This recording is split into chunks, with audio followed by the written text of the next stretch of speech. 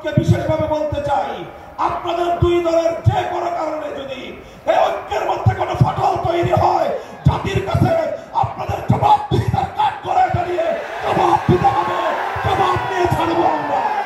বাংলাদেশে অনেকগুলো ইসলামী সংগঠন একটি অভিন্ন লক্ষ্যকে সামনে রেখে কাজ করে চলেছি। আমাদের লক্ষ্য এলায়ে কালিমাতুল্লাহ, আমাদের লক্ষ্য আল্লাহর জমিনে আল্লাহর খেলাফত প্রতিষ্ঠা করা। আমি সকল রাজনৈতিক দলগুলোকে এক একটি প্রতিষ্ঠান হিসেবে বিবেচনা করি। প্রতিটি প্রতিষ্ঠানের স্বকীয়তা থাকে, ভিন্ন ভিন্ন সৌন্দর্য থাকে। এই স্বকীয়তা এবং এই সৌন্দর্য ধরে রাখাই প্রতিটি প্রতিষ্ঠানের এক একটি বৈশিষ্ট্য।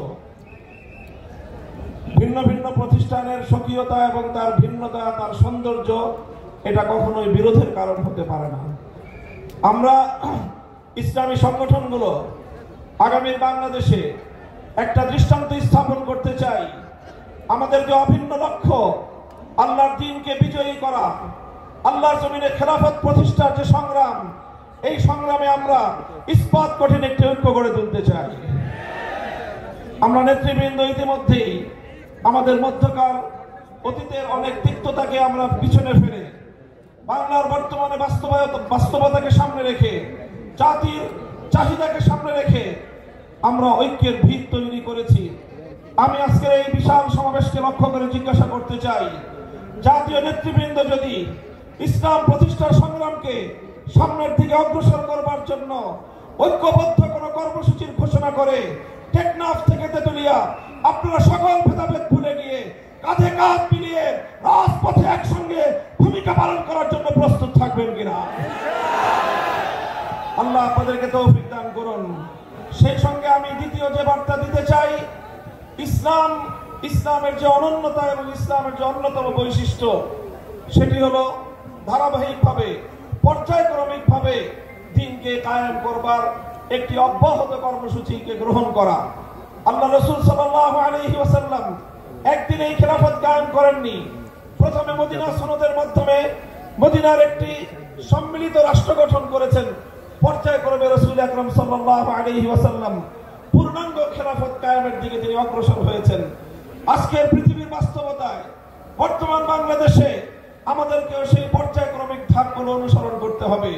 সেজন্য সর্বপ্রথম আজকে বাংলাদেশের ইসলাম, মুসলিম জাতিসত্তা এবং বাংলাদেশের স্বাধীনতার প্রশ্নে আমাদেরকে সর্বপ্রথম আমাদের অভিন্ন শত্রু ভারতীয় আধিপত্যবাদকে রুখে দেওয়ার জন্য আমাদেরকে রাজনৈতিকভাবে ইস্পাত কঠিন একটা ঐক্য গড়ে তুলতে হবে। ভারতীয় আধিপত্যবাদ রুখে দেওয়ার জন্য আমাদের যে ঐক্য করতে হবে, সেখানে যেভাবে আমাদের ইসলামপন্থীদের বলিষ্ঠ ভূমিকা থাকতে হবে, ঠিক তেমনি ভাবে জাতীয়তাবাদী সহ দেশপ্রেমিক সকল শক্তিকে ঐক্যবদ্ধ করে এই আধিপত্যবাদকে আমাদেরকে রুখতে হবে। তাই এই জন্য আজকের এই মঞ্চে বিএনপি নেতৃবৃন্দ রয়েছেন, জামায়াতে ইসলামের নেতৃবৃন্দ ছিলেন, তারাও আছেন, অন্যান্য ইসলামী সংগঠন সমূহ, ইসলামী আন্দোলন বাংলাদেশের মুহতারাম আমির পীর সাহেব চরমনাই হুজুর রয়েছেন। আমি সকলকে উদাত্ত আহ্বান জানাতে চাই, ফ্যাসিবাদ এবং তার দর্শকদেরকে বাংলাদেশের রাজনীতিতে পুনর্বাসন ঠেকানোর জন্য আমাদের গড়ে ওঠা ইস্পাত কঠিন রাজপথের ঐক্য ধরে রাখতে হবে।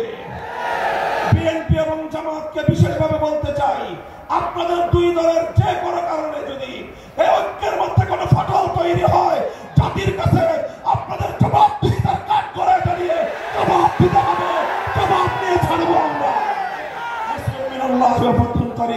আসসালামু আলাইকুম ওয়া রাহমাতুল্লাহ।